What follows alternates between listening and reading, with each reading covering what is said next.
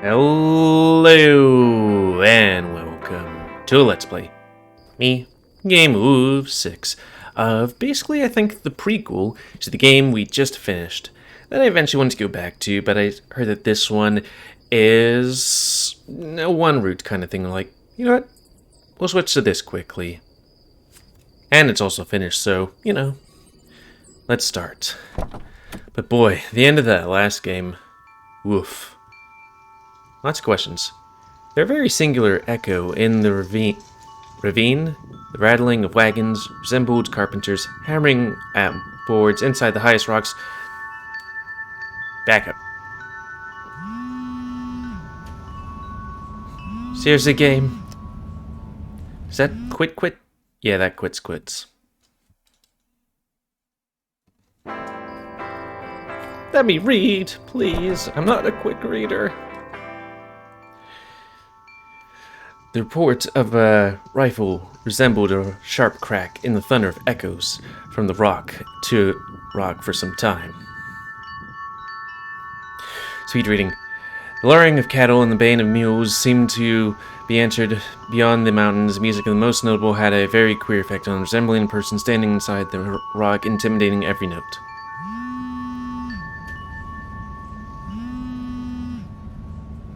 Like, what's going on with Jenna anyways? Do I click or enter? No, God, I can't deal with this right now. I stare at the screen, letting my phone vibrate until it stops.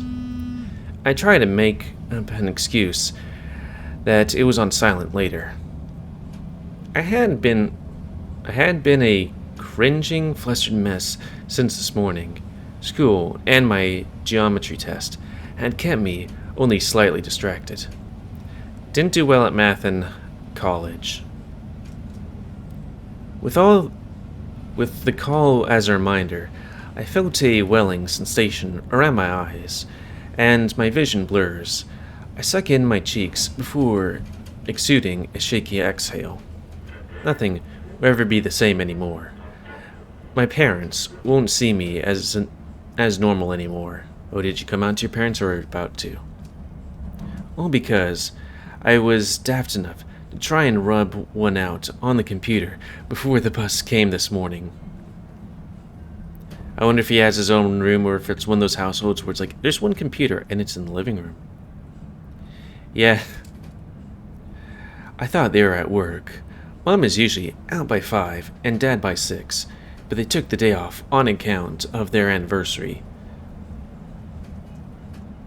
So not only did they catch me with my pants down, prick in hand, but also found out I was gay in one fell swoop of headphone-induced lack of spatial awareness.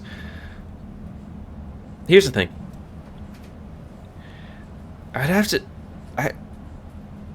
It didn't say whether or not he was in his own room, at least yet, but usually I keep one headphone off just in case. I don't know. I heard Mom scream. I was so startled, I jumped. My headphones coming unplugged from my laptop. Blasting Fox Stallion porn on full blast.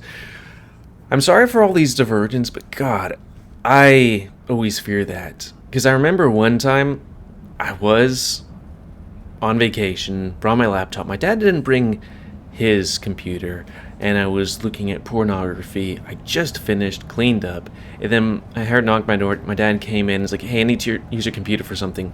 I don't clean my search history, so I was like really worried they would type in W and it'd be like, wolf, horse, gay, pornography, and like, that would be something hard to explain. Just when my dad came running in, I remember my mom turned, went to her room, locked the door, and I didn't see her again before I left.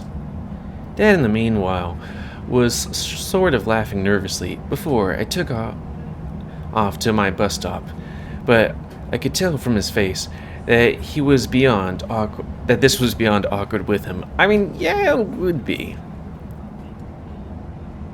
I couldn't bring myself to words. I just pulled up my shorts and ran to my bus stop. All throughout the day, the thought of coming home and having to face the shame was like being dunked in ice water. Oh, so you left somewhere, now you're coming back? Each mile we traveled close to Echo increases that feeling of inevitable awfulness. I try to go over excuses in my head. I could maybe attempt to convince them that it was straight porn. Both of the guys in the video had pretty visible beard scruff, though. So wait, I would have to assume maybe the laptop screen was facing the door, I guess. That's why you lock your door. Or put something in front of it. That's the thing that really bugs me about my mom. Whenever I go to my mom's place, every single place they've been to does not have a lock on their door or house they've, owned. It's like, okay, seriously. How? It's like, if I want to rub one out, I have to be careful. Instead of here where it's like, you press the lock on the door. I rubbed my eyes. The thought of trying to figure out what all my folks saw on the screen makes me want to wrench. Well, I could say it was a virus that took control of my browser window. I did that excuse when I think a friend of mine went onto my laptop without an excuse to play a prank, and I might have left porn on it. And it was so startling a prospect, they didn't have time to fully put on my shorts. And the erection was so unrelated. It was unrelated. Fuck. I peek through my paws at my phone screen, the symbol for a missed voicemail having appeared up top. I grit my teeth in extreme apprehension, turning the screen off and shoving my phone back in my pocket. Taking a moment to recobulate, I look around. The bus is pretty empty besides me, the bus driver, who has been trying to get the radio to work the whole ride, and Carl in the seat adjacent to me. Carl, as usual, has his earbuds in with his expensive handout, playing some Japanese Tactics RPG. Oh, expensive handheld out. I swear I can read. Usually, we have at least Jeremy, Clint, Heather, Jasmine, and TJ with us, but not today. Not many kids who go to the school in Peyton live out in Echo. I'm pretty astonished the bus district's expansion covered our town. So wait, we're on vacation or did we just go to school? The bus ride from Peyton to Echo usually takes about 45 minutes, though it feels much longer. Hee-haw! Especially now. 2008, November 1st. Day of los Muertos. Now let me just turn that music down a tad. At least for now. That should be good. Hopefully. Back. Yeah. The Ram looks up from the game to the source of the music, shrugging slightly furrow-browed. Our bus driver grins back at him through the rear mirror in a self-satisfied fashion, her grumbly Cheshire maw full, yet brief display. Realizing that she is looking back at him, Carl grunts, hunching up his shoulders a bit. Karen, why? She let out a brief chortle. Well, seeing as I only have you two along with me today, I thought I'd put on some tunes. Make your collar a little blue. Carl begrudgingly pauses his game, pulling out his earbuds and letting them hang over his horns. It was still a bit weird seeing him like this. Around age 14, his horns developed a lot. He complained about headaches and neck strain constantly. He told me he had to see a chiropractor in the States over because his horns were so big and his neck muscles hadn't developed enough to support them. Might just put it down just a wee bit more. And maybe this.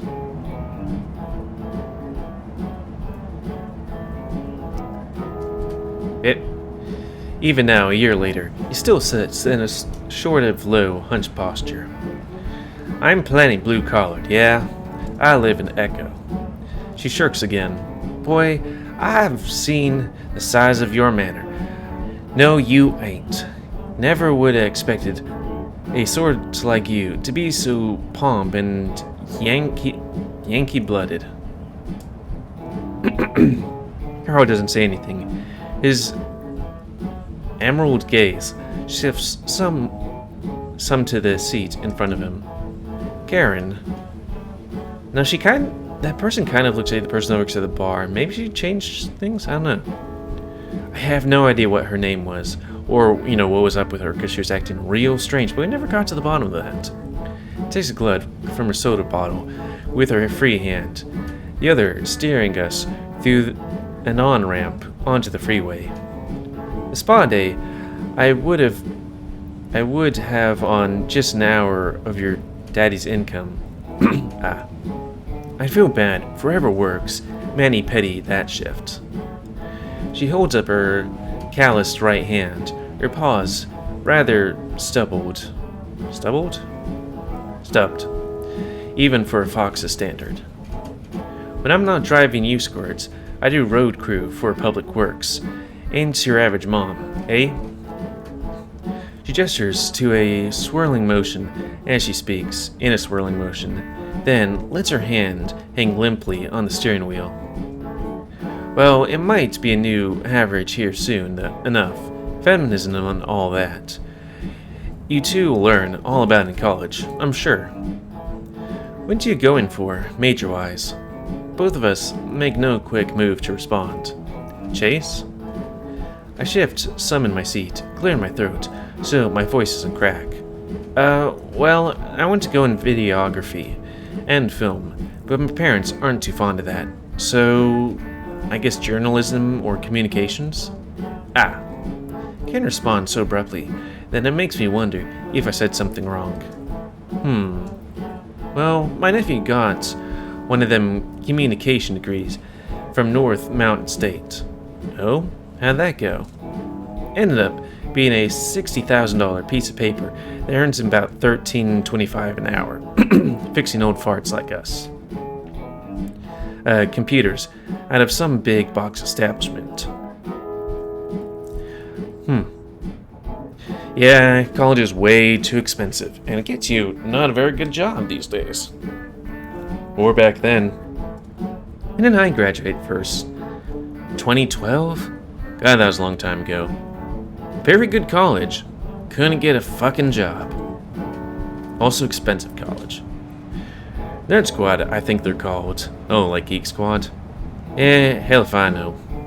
I'm still deciding, I guess. She waves dismissively. I look over at Carl. It looks like all he wants to do is go back to playing his game. What about you, Bighorns? Carl blinks some at the usual speciesism, then scratches the back of his neck. You just plan on going straight to work for Daddy right after you graduate? Mom, actually. I don't know yet. Carl looks pretty uneasy with this topic. He also seems pretty embarrassed at having said Mommy out loud. Were I in better spirits, I'd probably laugh.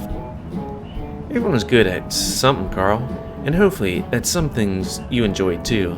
Well, Carl is good at 3 things: smoking weed, drinking alcohol, or, getting just absolutely blasted, and breaking his leg. But, that's not a spoiler since we just did that on the previous thing. You're always quiet, with your nose in that little device of yours playing games. Maybe that's your future career, something techie. Admittedly, Leo is usually the one who is most handy at fixing our tech stuff. Carl isn't even best at video games. That title belongs to Jas. Who's Jas? Carl is quiet for a bit, tugging on the strings of his hoodie. Yeah, I haven't played Echo in a bit, because I played a lot of it last month, and then wouldn't play other games because I played a lot of it. Oh no. Looking out the window, I see the sun setting as we get within 10 or so miles of Echo. Past the old abandoned water park, which I heard closed shortly after the bypass was built, and all of its passerby traffic was lost. I think for a moment I see what looks like some sort of figures in the drained pool, though when I try to squint, I don't see them anymore. It's the quartz, I tells ya. You know, I was around when that place shut down. I startled some, not realizing I was being watched. Both times, actually. Once in the 60s, then again in the 80s, when it reopened for a year. It was during the era of big government give-outs, big old water project constructions to the state for pennies. LA was the golden child, being the golden child. Our country, as you two skirts are aware, did not become the next Orange County. Spoilers, as my son Keith used to say. She lets out an amused grunt before stirring up some. A lot of folks lost their jobs. Was like a little Great Depression in the middle of Mormon land. Echo has been going to tits for generations, though. And not the good sort of tits either. The real ugly ones. Like the ones, what's her name wields? Miss Tethers? You hear? You're her? I'm taken off guard by the comment. Miss Tethers is a particularly nasty history teacher at PHS who is known for not being too keen on vulpines. Speciesism. He does have kind of lopsided pair. Anyway, it's a ripe shame. By the time you kiddies are having kitties themselves, this town will be a feast for termites. Well, maybe not the manor. I see Karen's silver eyes focus on Carl. The castle, we used to call it. She says this a bit rather strangely, as I try to remember something specific. Carl is staring out the window, avoiding Karen's stare. I'd really have to assume that, Carl's the descendant of what's-his-name from the prequel? Not Echo, the smoke room. Does that mean that this character is the descendant of the deputy? Dunno. In the 2 years we've had her as a bus driver, she has never spoken this much. Most of the time, she's just been scolding Jeremy and Clint. I don't know. I have this feeling she'd been waiting for this opportunity to speak more personally with Carl for a while. As we get close to Echo, we pass more abandoned places. Some are more abandoned, with faded Art Deco stylings from the bygone modern era, whilst others are but rotting wood from the Mormon settlement days. Mormons. In my current situation, all these familiar architectural fadings seem to evoke is a pulsating sense of dread for what things to come. Carl, your family has been here for over a century. Way I see it, least they could do is reinvest what they capitalized on in the first place. Can you just change the radio station? Carl's horns are pressed up against the window, his tone low, but his voice loud. Oh yeah? What do you want it set to? Anything but this. Carl looks down at his handhold, fidgeting with stuff, in the character screen, but without focus to keep actually playing. Fine. What do you want to listen to, Chase? More country.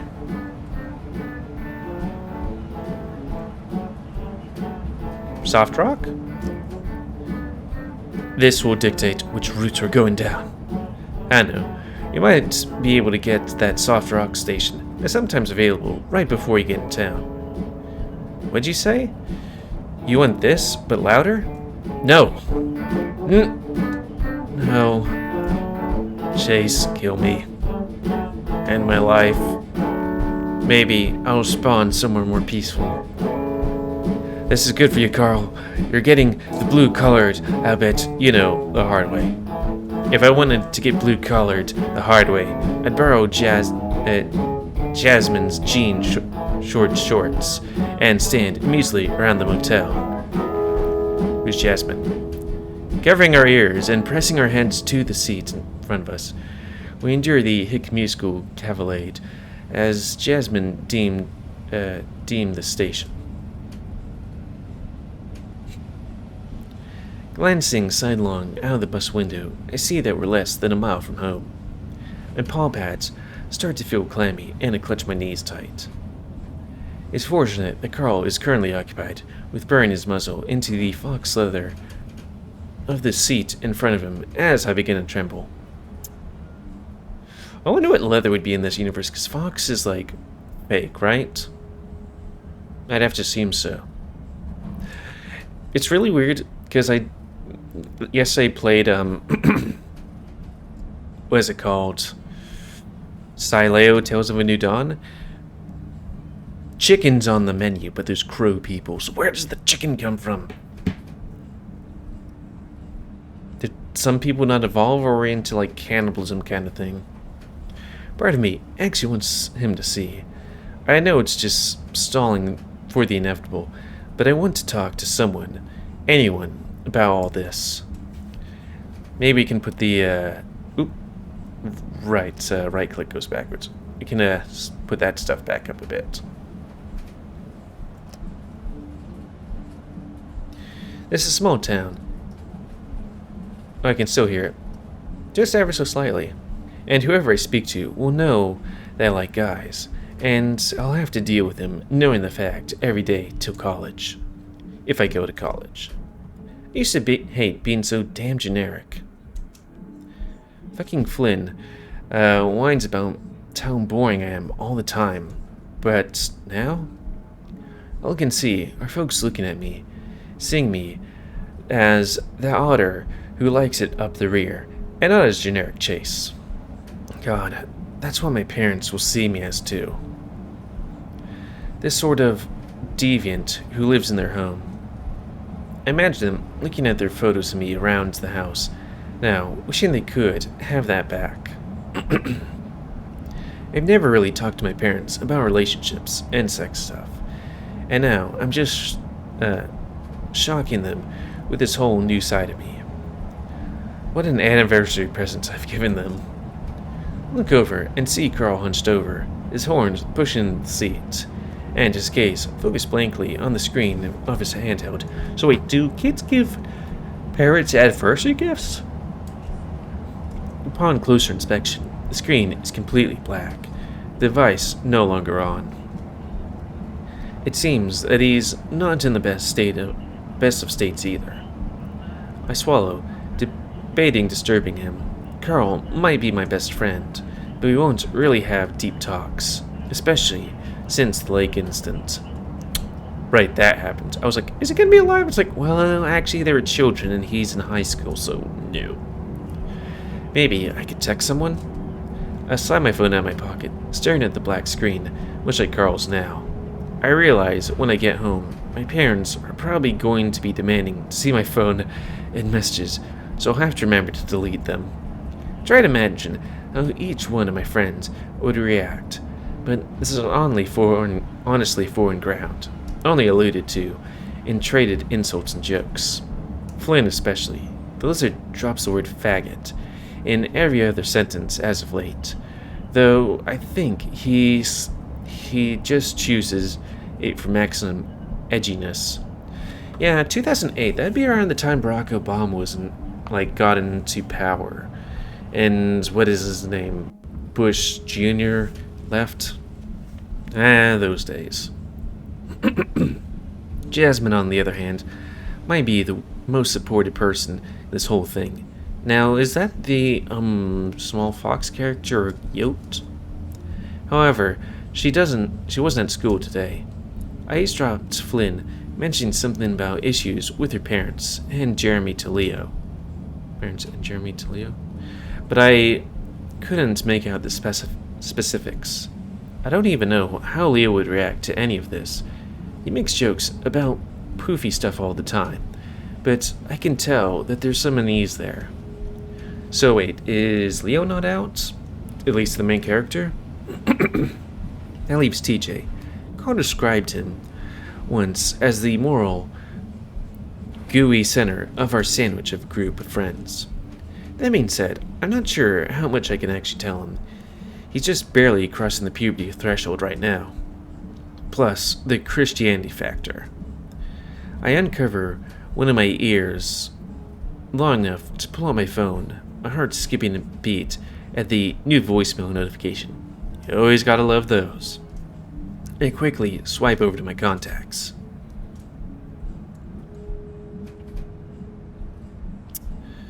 I'm pretty sure I was told that this is a one route sort of thing. If not, then we might just delay this till after we go through all the routes of Echo. Not sure. Or maybe we'll go one of this, then back to Echo, and then back to this. Confide in Leo, because he's your husband, though. Maybe. I haven't gone through his route yet.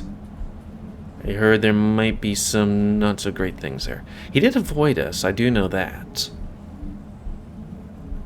Leo always was weird. That sort of parental vibe has that weird sort of parental vibe thing going on with him. If someone in our group is feeling down or about to make a stupid decision, he usually goes out of his way to set them straight.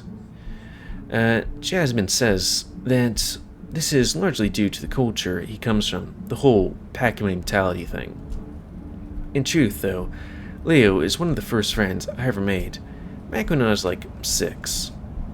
I'm sort of hoping time cuts through the stigma of bullshit, and he'll have an idea of what to do. I wonder what it's like having lifelong friends. I was an oil child, so, traveling where my dad could make the most amount of money. My thumb pad hovers over his portrait picture in the Messenger app. Alright, here goes nothing. Can I talk to you for a second? I wonder if I shouldn't have done punctuation or capitalization. Maybe try to sound a little more casual. Question mark, question mark, question mark. Busy, but what? Shit. He doesn't have the patience today, so I thought he'd be free. Practice. He doesn't have practice today.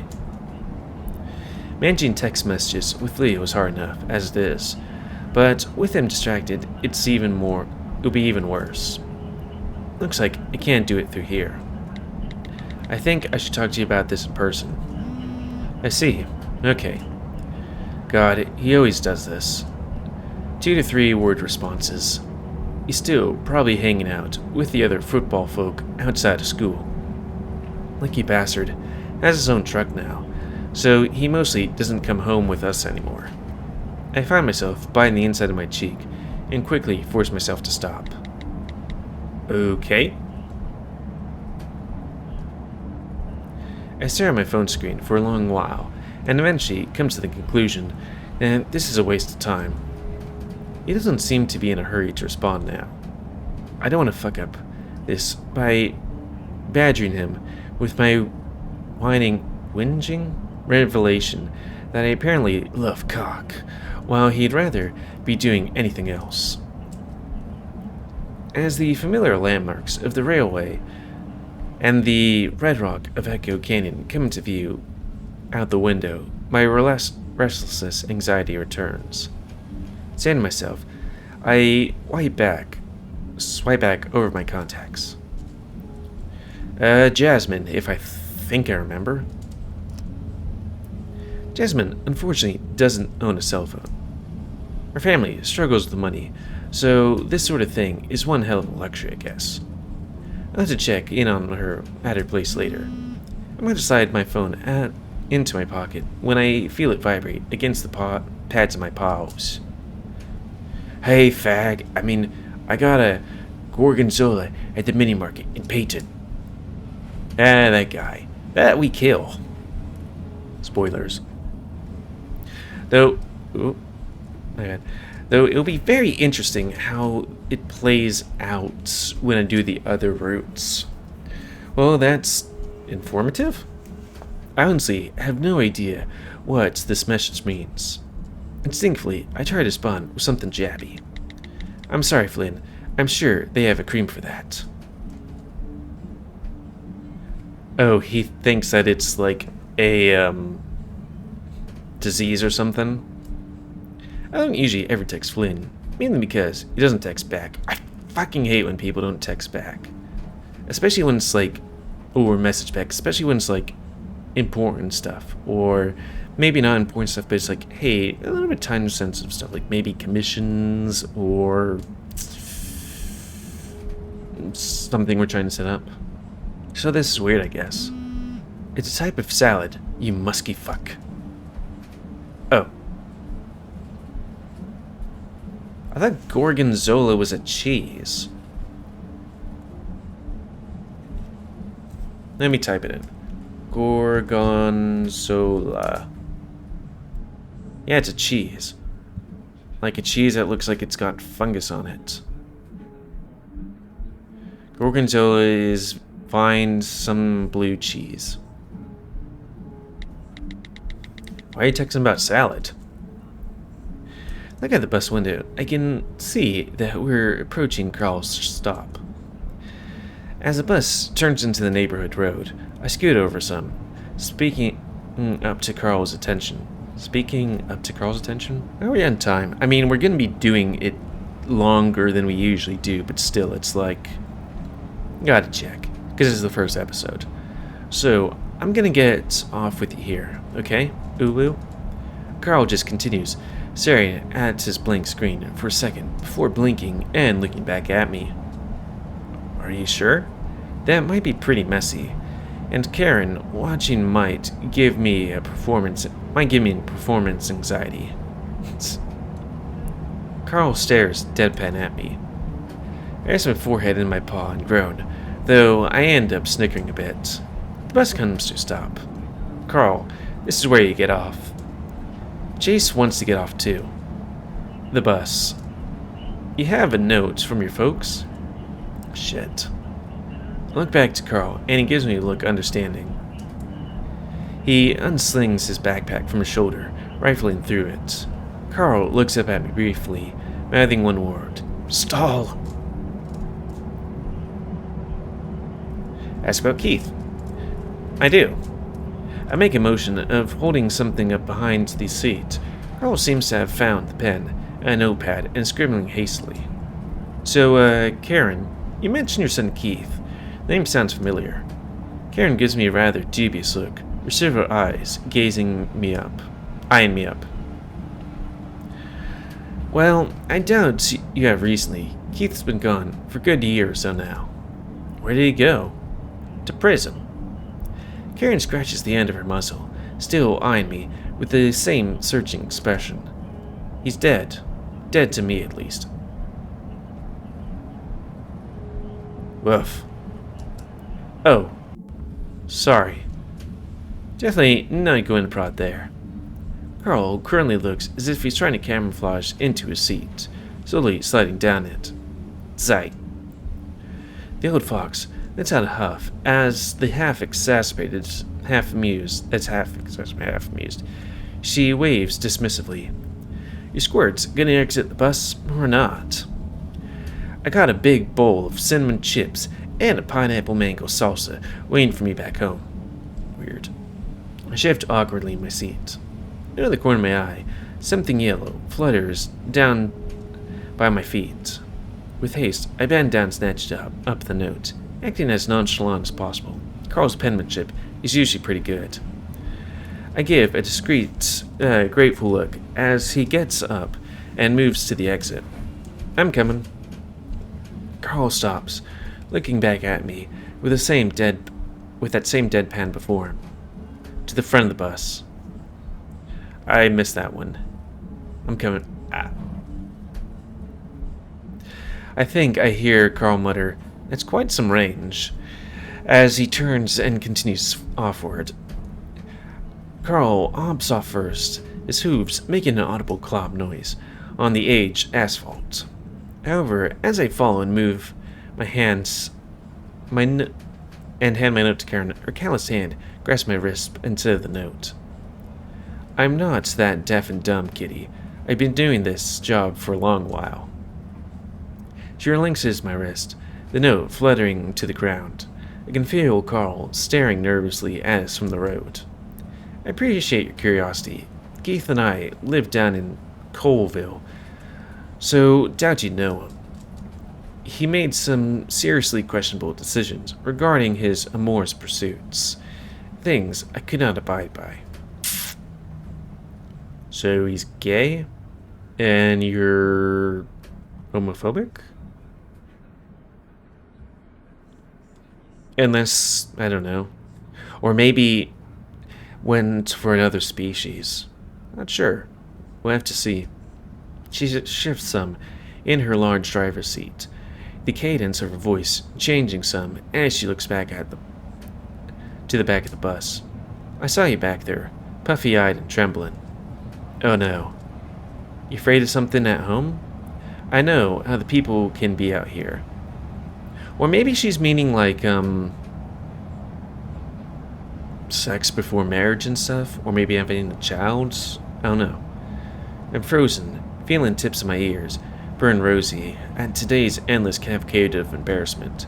She pauses, bend down to pick up the dropped note, before tossing it in the bus's trash bucket. Especially with kids. I'm not sure what she means by that, and definitely am not sure what to say. Look back at Carl. He's diverting his gaze now, his paws deep in his hoodie pockets. Alright, I get it. Nobody trusts a hick bus driver to know what it's like being a kid these days. Look, run along now. Sorry for, grabbing you. I'm used to them shits, Jeremy and Clint, doing that and getting me in trouble. Doing what? Try hard to focus on the smile. Oh, thanks. I appreciate your concern and all. Yeah, they're pretty shitty. Hey, language, kiddo. Sorry. Also, tell Carl his flies down. Looks like a damn fool. I see Carl stiffen and quickly reach down and fumbling at a zipper, his neon orange Superwolf boxers visible through his fly. I mean, I guess if it's orange, then that's an excuse, because, like, what's that?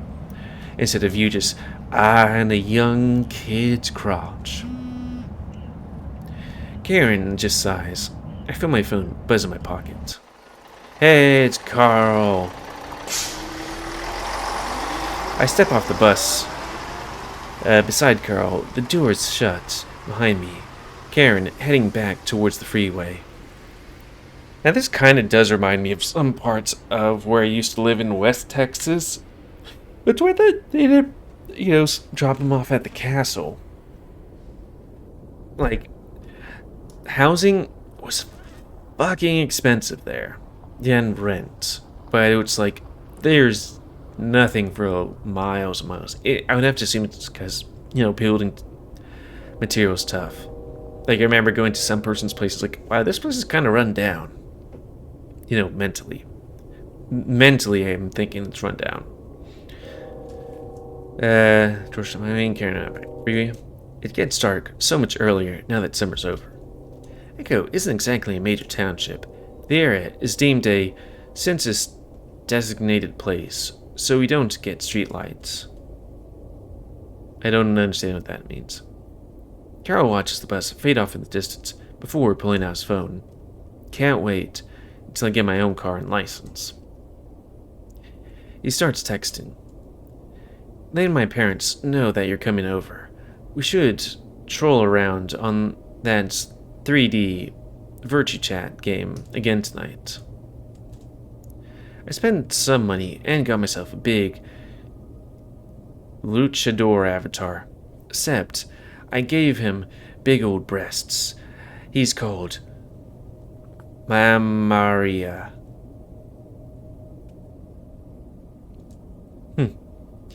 He looks up at me with a smirk before turning and walking. How much did you spend? I follow, pulling out my phone. Was texting my aunt, wasn't messaging you. Oh. I don't know, I was just grabbing what I need. $15 maybe. Wait, grabbing what you need? Yeah. That's a lot for one of those kinds of games, especially just for clothing. Well, like the luchador mask I wanted was one of the premium items, so it costed the most. Everything else was dirt cheap. Any news on what's up with Jess? Every single girl in that game uses the same hair, the long, curly blonde one that costs like $1. No idea. At least, they say they're girls. I'm just trying to be unique. Otherwise, what's the point? It's a social role-playing game. Why risk being ignored? I'm gonna head to her house in a bit. I actually have another account with a character that is more normal looking. I was going into, after work, her Titdirt parents have been cunty as of late. You can if you want, but doubt your pansy self can handle Jur if he's there. Who's Jur? I made him after you left last time. I don't care if him and Clint are there. He's like this big primate-looking dude with burn scars everywhere and this kind of albino-y face. Look, don't know if I'm supposed to tell you this, but Leo is going to this party thing tonight. You should go too. Or not, I don't care. I had the idea for the character sort of based off a dream I had once. A party? Not an echo, right? That's it. What's it for? The election? Anyway, I went to a lot of in-game hotspots at first. A lot of stuff you and I saw when we were messing around. Ooh ooh. It's for the Day of the Dead. That's today. A bunch of jocks and tanny types are going to be there. Route 65 at Parsons Manufacturing. It is sort of like you said, that most people there are just middle-aged housewives who can barely type a sentence. But then I sort of went off-grid, I guess you'd call it. So is this supposed to be like Second Life? Like the spots that aren't advertised on the destination finder. I started finding a lot of weird shit. Leo didn't mention it when I saw him. You going? Like, weirder than the shit we were making ironically, yeah? There are these places which look like more real-life houses, not the usual fancy, exotic stuff. Just people living in virtual families in there. Boring-ass looking homes, complete with framed photos and screenshots of the characters. I got the impression that a lot of them were, like, foreign? I just said I'll be working, and when I get off, I'm heading to Jasmine's. Fucking deduce, the school paperboy. I walked into this one flat with these two horse ladies in it. They had decorations with Middle Eastern script everywhere. They seemed normal though. They had a TV item which displayed a slideshow of Photoshop photos with them as a baby. With a baby. I was just curious, fuck you. When I started exploring the house, I ended up walking into this nursery room and they got real pissy. I thought about trolling, you know, and writing, "I eat the baby," and hopping up and down on the crib, but I don't know. It just felt like a weird mix of awkward and sad. Chase? Are you listening? Look, I'm reading two things at once. Also, yeah, that is a nice house. Carl was standing in front of me with a concerned expression on his face. It takes me a moment to respond. Yeah, just texting Flynn. He's actually responding to you? Yeah, I know. Look up at the street. Carl's house is sitting in its amber glowing glory atop the hill slope. Apparently, there's a party happening tonight. Carl raises an inquisitive brow. Like, here? Or in general? I'm not sure what you mean by in general, but yeah, around here. It's for the Day of the Dead. Leo and I think maybe Flynn got invited. What? They didn't mention it to me at all. And I asked them to faces if they had any plans. I shrug. Flynn made it sound like it was mainly just Peyton people coming out here. Yeah, but it's weird they didn't mention that. It's because it's a sex party. That sounds about like the most exciting thing that will happen around here for months. Carl looks off to the side, shifting his posture some. I'd rather just stay home and play Virtue with you anyway. But seriously, what the fuck? The idea that two of our closest friends keeping a secret did make me feel pretty shitty. Yeah. On top of all the other sensations of general shittiness I feel right now. It's at the Parsons Manufacturing Building, you know? A Fruit 65. That's sort of in the ass end of nowhere for a party. Maybe it's like a rave or something? I shrug again. I think we should go. Big eyes. They're not red for once. Carl blinks, his expression akin to as if I just asked to rub his horns. Dude. He lets out a little huff, rubbing the back of his head. First of all, we weren't invited. Second, it's the middle of nowhere. Third, isn't Day of the Dead for like...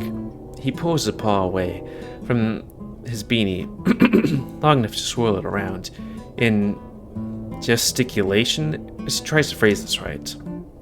Land folk? My blood is as apple pie as it gets, dude. Alright, first, Leo's there, so I don't see him not getting us in. Though, it was a bit weird, he didn't invite us in the first place. Second, we live in the middle of nowhere. Anything local happening is technically in the middle of nowhere. Which doesn't make any more safe. Give me a second. Third, I don't know. I assume nothing too culturally sensitive is taking place in an abandoned factory, which won't save us from sticking out like a sore thumb. Carl exhales through flared nostrils, lolling his head up, as if being thrilled by how much of a bad idea this is. Dude. He looks back down at me, a taunt frown upon his muzzle. I don't know. I guess I'm kinda curious. Worst case, we stop and smack Leo, and then make like Flynn's fetish and scat. Ah. Best case, we stop in, smack Leo, and they have food. I'd rip your tail off for a cheese quesadilla right now. Don't do that. My phone buzzes in my grip. You're welcome. I gotta go. Try not to suck too much cock on your way there. So it begins. That's good advice from Flynn. I don't know if you're gonna hold out the whole way, though. Glancing over with a start, I realize Carl is leering over my shoulder, squinting at my phone. Christ! I exhale, turning my phone screen off. Yeah, I'll try my best. Carl lets out a brief, breathy bit of laughter before pulling out his phone. Lying to your parents this time? Lying to your parents time? Yep, your fault too. What should I say? Get out my house. Get on our tell the truth. Tell the truth.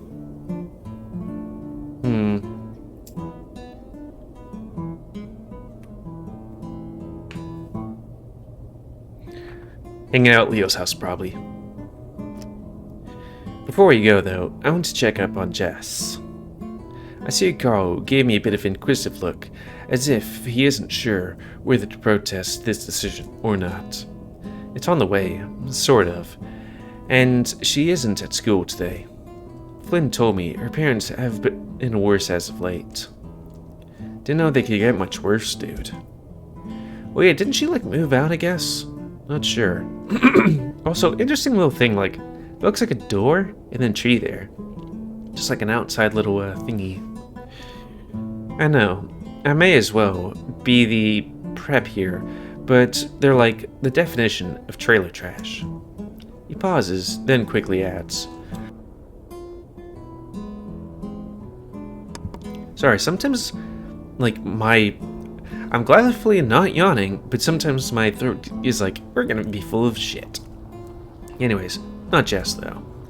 I nod, some to the affirmative, then begin heading offward. Begin.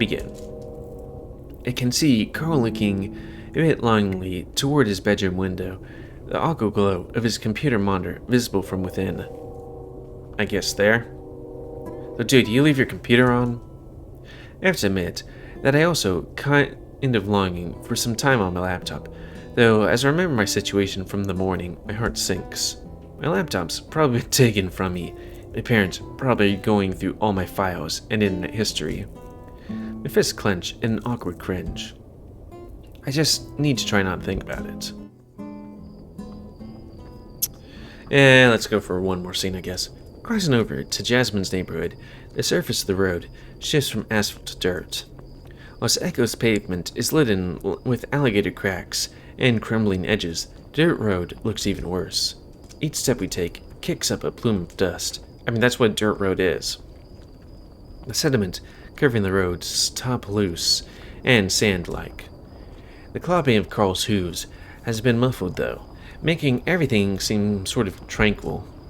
Which is odd, because hanging out with Carl is usually not something I consider a tranquil experience. Mate? Train! Just like West Texas. Maybe the better term for it is eerie. I can see the faded masonry of the abandoned building up ahead at the bend, the grass around it pale and dormant from the November chill. There aren't too many other buildings around besides it, though a few junk cars, cinder blocks, and steel barriers can be seen beside the road. Flynn calls this part of Echo Tetanus Alley.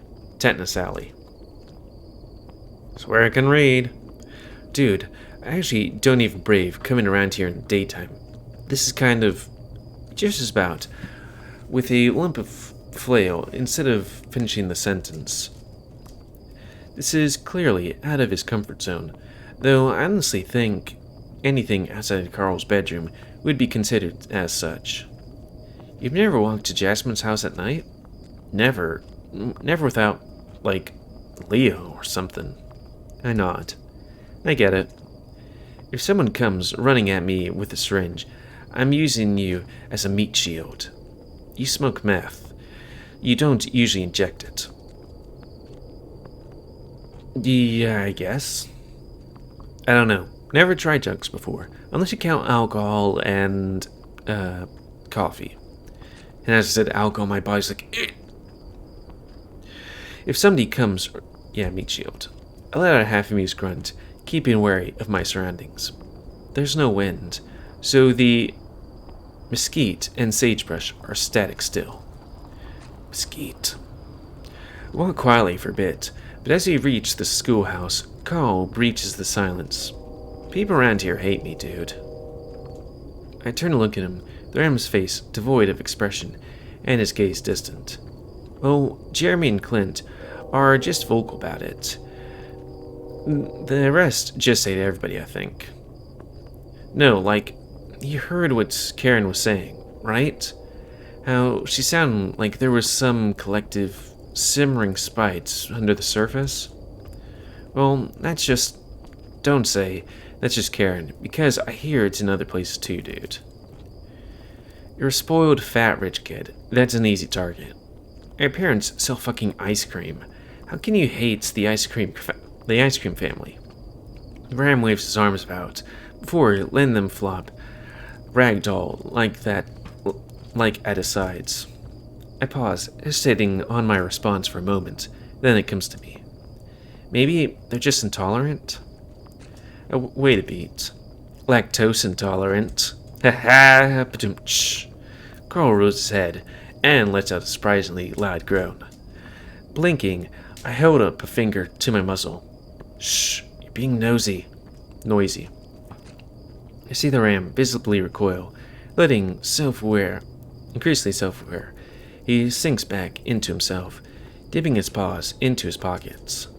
Carl is really different when he talks to me in comparison to when he's at school around others. He's all quiet and such at lunch or in between classes, but if it's just hanging out, it can be really kind of spaz. Can be? What is spaz? I think that's not good. It's because of your ancestors, right? The town founder and whatnot. Oh, so he is the descendants of that big ram guy. Yeah. He answers abruptly, looking sidelong. I think my scolding may have upset him. You know, it's a wonder that is such a thing around here.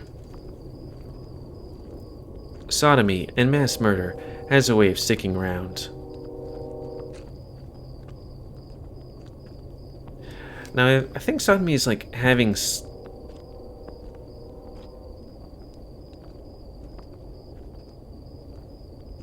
oh, it's a wonder that such things around here. Ancestor. Okay, I think sodomy is like doing something in the butt.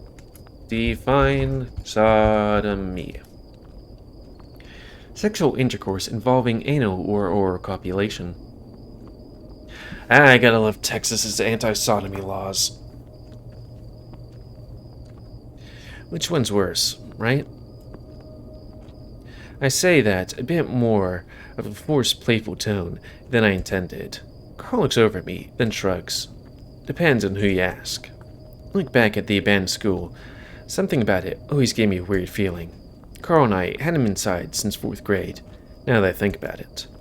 We arrive outside Jasmine's house. The square stucco structure, dwarfed by the three-story school next door. Okay, let's look up what stucco is. Stucco.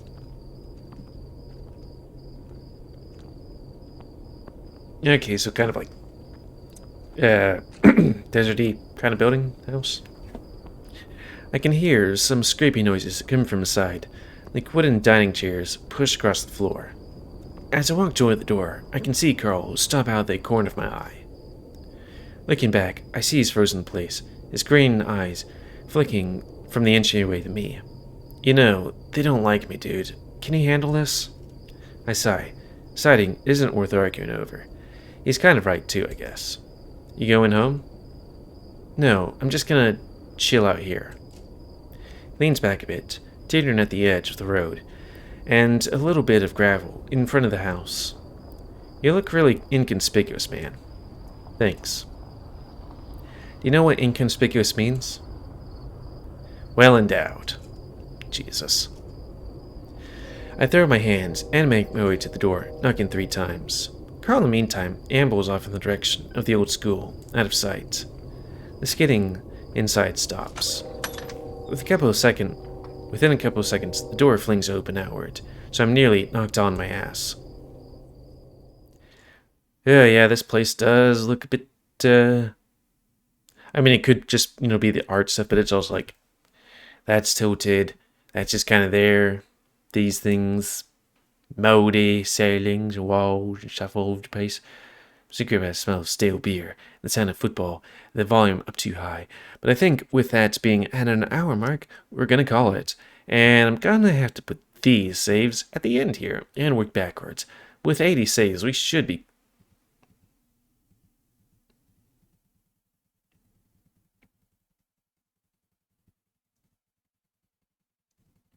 How far does it go?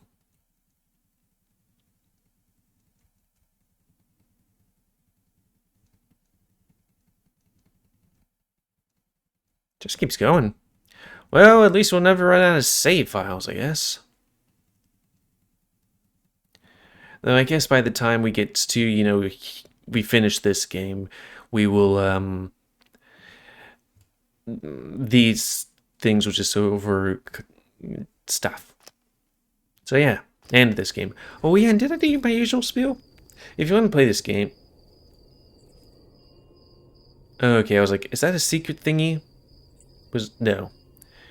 If you want to play this game, then you can go and get it for free on itch.io. And if you want to support the people that made this game, because I'm 99% sure that this game's finished, then you can go through Patreon to do the usual stuff, like get the things that are in the things that are being made currently.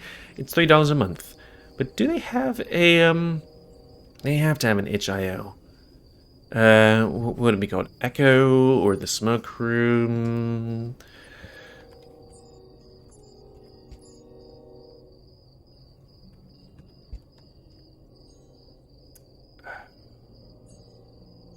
Echo from Amazon.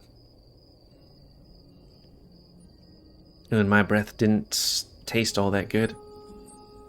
Ooh, itch.io link. There we go. Boy, they have quite a few things.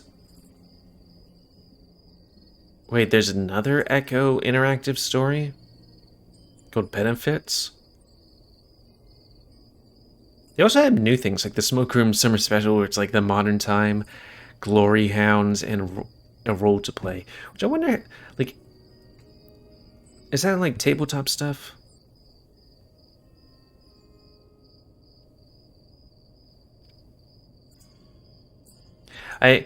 Truth be told, I am a bit speechless where it's like, I don't know, would I want to play a game where you're humans and you play a role-playing game or something? Yeah, I don't know. They do have quite a lot of stuff. Originally posted on Patreon, story 5, centered around the characters Flynn and Carl from Echo. It is recommended to you play Echo first before experiencing this again. Okay. Well, anyways, a clap and a cry. I said that because it's like, there's the name of the thing, and then there's like a little thing underneath it, so like Dasher to the stars, Echo, you're always moving in circles, and Terra, in the meantime, the Smoke Room, a town of secrets, Kamina to dust, that doesn't sound good, and Echo, a clap and a cry. You catch the clap! Well, until next time, another Let's Play, me, GamerWolfSix, of Echo, Route 65. So thanks and see ya.